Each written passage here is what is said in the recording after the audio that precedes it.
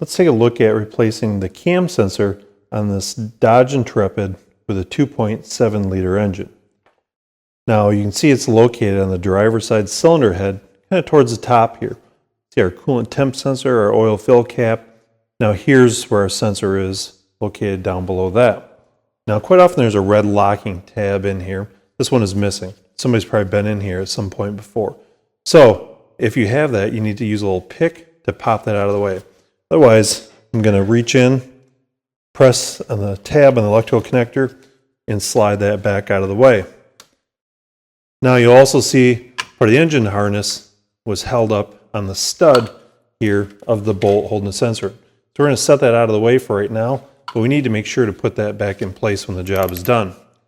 Now I'll take my ratchet with a 13mm socket. Now quite often when these sensors go bad, could end up in first off, a trouble code, but also might be an extended crank no start. The vehicle might have to crank up to 15 seconds before the vehicle actually fires up and starts running. So now I've got the bolt out of the way. I'm going to grab the sensor and just kind of rotate it by finger here. You'll see that there's the O-ring here in place, and there's quite a bit of sensor behind that. So we need to make sure there's not any carbon buildup on that and get it loose. So as I do a little bit of rotating here, now I'm going to start prying and pulling out on it. Work it back and forth, and eventually pop it out of the hole here.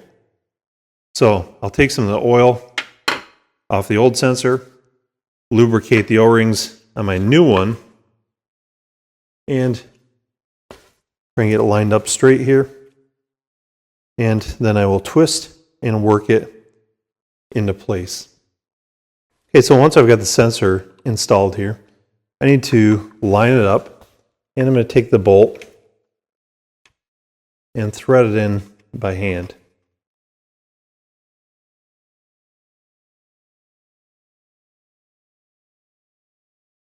I'll run it in by hand as far as I can here, making sure I'm not pinching off our wire harness or anything.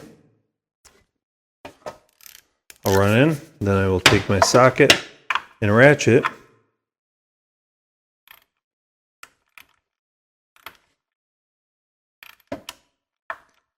And we will tighten this up, locking it in place.